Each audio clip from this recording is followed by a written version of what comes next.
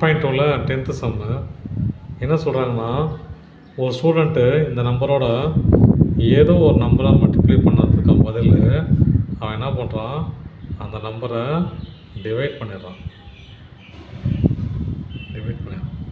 ஓகேங்களா? இதுக்கு ரெண்டுத்துக்கும் டிஃப்ரென்ஸ் எவ்வளோ வருது? 70 வருது. இப்போ அந்த நம்பர் என்னன்னு கேட்குறாங்க.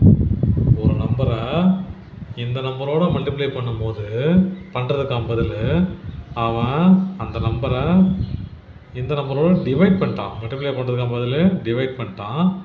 இது ரெண்டுத்துக்கும் உண்டான டிஃப்ரென்ஸ் எவ்வளோ? 17 கேட்குறாங்க. இப்போ அந்த நம்பர் என்னன்னு கேட்குறாங்க. இப்போ நம்ம என்ன பண்ணலாம், ஏ இன்ட்டு 4/3ன்னு எழுதிக்கலாம்.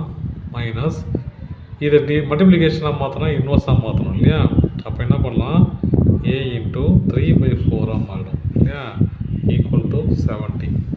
இதை எப்படி எழுதலாம்னா, ஏ 4/3 மைனஸ் ஏ 3/4 ஈக்குவல் டு 70. ஏவை காமனாக எடுத்துட்டா 4/3 minus 3/4 equal to 70. Cross multiply பண்ணிக்கலாம். 12 வரும் பாருங்கள்.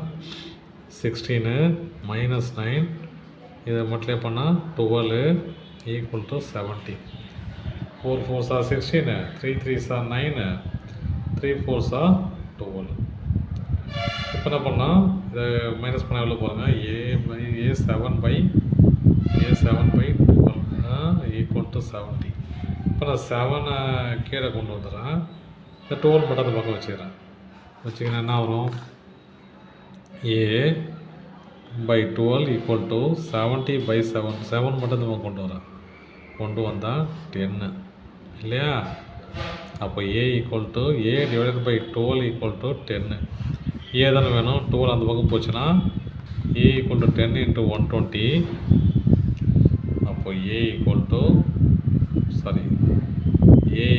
10 × 12 இல்லையா?